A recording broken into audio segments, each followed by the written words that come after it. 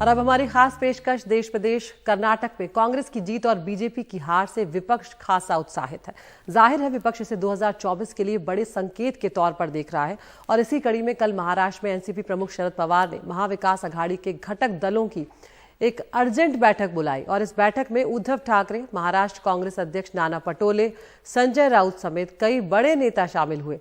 पत्रकारों से बातचीत के दौरान एनसीपी के वरिष्ठ नेता जयंत पाटिल ने कहा कि कर्नाटक के नतीजों से हम सब उत्साहित हैं और हमारा आत्मविश्वास बढ़ा है।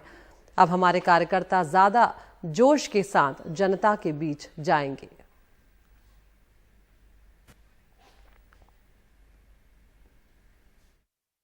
कर्नाटक में जिस तरह से पराभव तो होता है, लेकिन इतना बड़ा पराभव भारतीय जनता पार्टी का कर्नाटक में हुआ है, इसलिए बहुत उत्साहित हमारे तीनों पार्टी और घटक पार्टियों के कार्यकर्ता है और मुझे लगता है कि इससे एक आत्मविश्वास बढ़ गया है और जो गलत महाराष्ट्र में है वो गलत बताने के लिए और बड़ी तादाद में हमारे कार्यकर्ता काम करेंगे, लोगों तक पहुंचेंगे। हम जो सुप्रीम कोर्ट का निर्णय हुआ है वो भी लोगों तक पहुंचाने की हम कोशिश करेंगे। तो कर्नाटक में कांग्रेस की जीत ने विपक्षी एकता की कोशिशों में नई जान फूंक दी है। कई विपक्षी नेताओं को लग रहा है कि 2024 में अगर सब एकजुट होकर लड़ेंगे तो बीजेपी को हराया जा सकता है।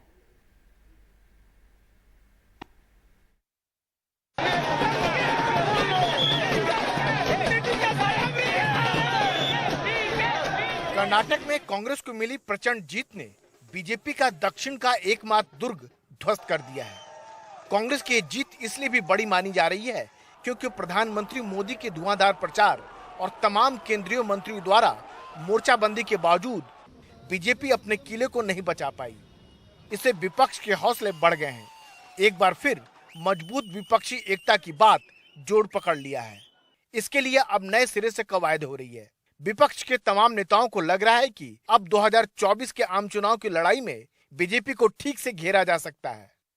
कर्नाटक तो झांकी है, लेकिन सिर्फ महाराष्ट्र बाकी नहीं है। कर्नाटक तो झांकी है और पूरा हिंदुस्तान बाकी है, पूरा देश बाकी है।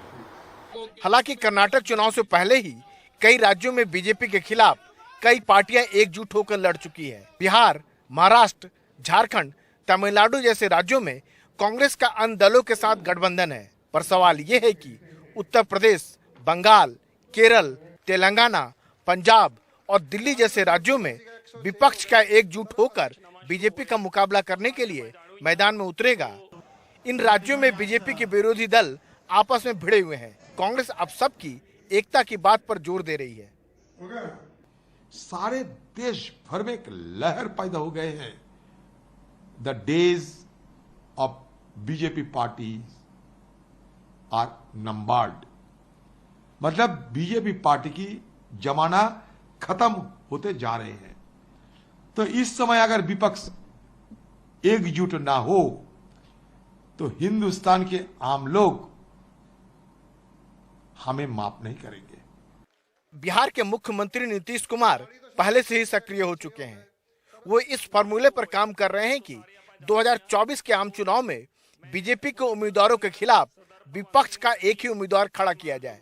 इस सिलसिले में नीतीश कांग्रेस नेता राहुल गांधी के अलावा एनसीपी अध्यक्ष शरद पवार, शिवसेना यूबीटी के नेता उद्धव ठाकरे, दिल्ली के मुख्यमंत्री अरविंद केजरीवाल, ओडिशा के मुख्यमंत्री नवीन पटनायक, सीपीएम महासचिव सीताराम येचुरी और पश्चिम बंगाल के मुख्यमंत्री ममता बनर्जी समेत अन्य कई नेताओं से मिल चुके हैं। लेकिन अभी रणनीति स्पष्ट नहीं हुई है। स्थानीय दलों की अपनी भी महत्वाकांक्षाएं हैं जो आपस में टकरा सकती हैं।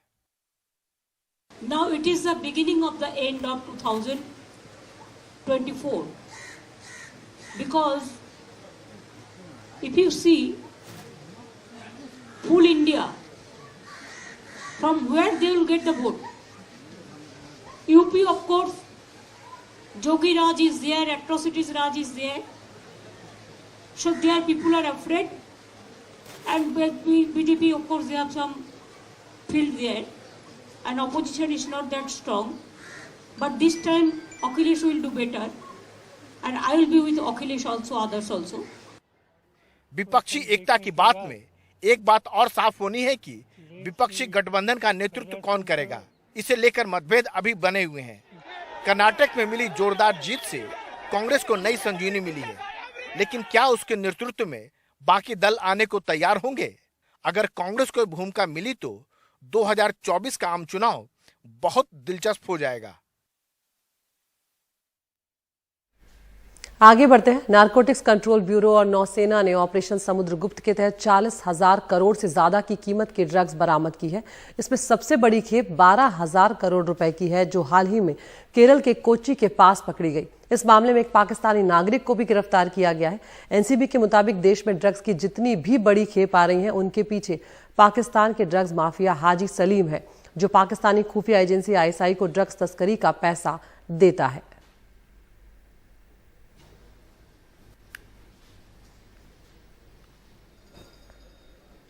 तो यहाँ पर ड्रग्स की जितनी भी बड़ी खेप आ रही है, उसको लेकर एनसीबी ये साफ कर रही है कि पाकिस्तान का जो ड्रग्स माफिया है हाजी सलीम, वो है इन सब के पीछे। जो खुफिया एजेंसी जो है पाकिस्तान की आईएसआई, उसको ड्रग्स तस्करी का पैसा देती है और उसी के जरिए वो इतनी बड़ी बड़ी रकम की, करोड़ों की ड्रग्स जो है उसे भारत में दाखिल करवा रहा है।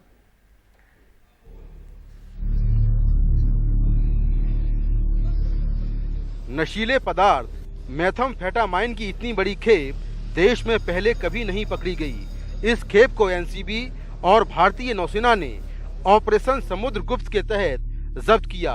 करीब 2500 किलो इस ड्रग्स की कीमत 12,000 करोड़ रुपए से अधिक है और ये पहला मौका है जब मदरशिप यानी पानी के बड़े जहाज में ड्रग्स पकड़ी गई है। इस मामले में एक पाकिस्तानी नागरिक को गिरफ्तार किया गया है। करीब 40 दिन से हमारी टीमें सी के अंदर थी और फिर हमें सफलता मिली और इस बार पहली बार ऐसा हुआ है कि हमने मदरशिप को पकड़ा है। और मदरशिप बिकॉज़ ये मदरशिप जो है वो बहुत बड़ा लोड लेकर, ड्रग का लोड लेकर चलती है। तो करीब 2 टन 3 टन 4 टन ड्रग निकलता है। तो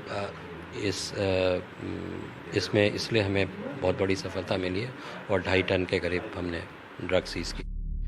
ऑपरेशन समुद्रगुप्त जनवरी 2022 में शुरू किया गया था। इसके तहत हिंद महासागर से आने वाली छोटी नौकाओं और मदरशिप की निगरानी शुरू हुई। ऑपरेशन समुद्रगुप्त में अब तक लगभग 3200 किलो मेथाम्फेटामाइन, 500 किलो हेरोइन और 529 किलो हशीश जब्त की गई है। इसकी कुल कीमत 40,000 करोड़ रुपए से ज्यादा है। ये ड्रग्स अफगानिस्तान, पाकिस्तान और ईरान से सटे हुए कुछ खास इलाकों से आती है, जिसे डेथ क्रिसेंट कहा जाता है। एनसीबी के इनपुट पर श्रीलंका और मालदीव्स में भी इस ड्रग्स की बड़ी खेपें पकड़ी जा चुकी हैं। एनसीबी के मुताबिक पूरे देश में नशीले पदार्थों की जितनी भी खेप पकड़ी जा रही हैं, उनके पीछे है पाकिस्तान के कराची में बैठा सबसे बड़ा ड्रग्स तस्कर हाजी सलीम। सूत्रों के मुताबिक हाजी दाऊद का करीबी है और ड्रग्स तस्करी का पैसा पाकिस्तानी खुफिया एजेंसी आईएसआई को पहुंचाता है। वो सैटेलाइट फोन का इस्तेमाल करता है और कड़ी सुरक्षा में रहता है।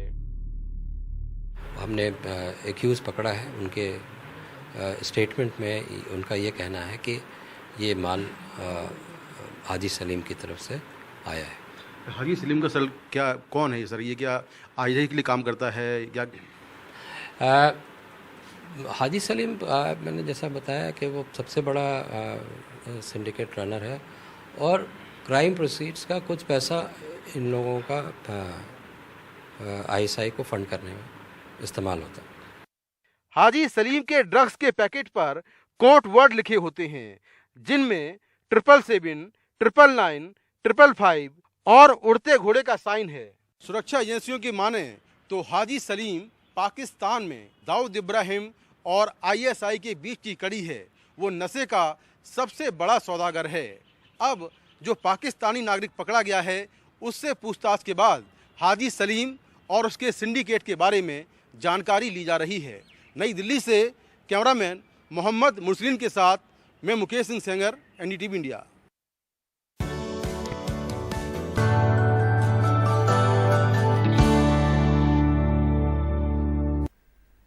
आज का दिन पाकिस्तान के लिए एक बार फिर भारी होने जा रहा है। दरअसल इमरान खान की गिरफ्तारी के खिलाफ उनके समर्थकों ने कोर कमांडर के घर में आग लगाने और हिंसा की दूसरी घटनाओं में दर्ज मामलों में आज लाहौर हाई कोर्ट में उनकी पेशी हो सकती है।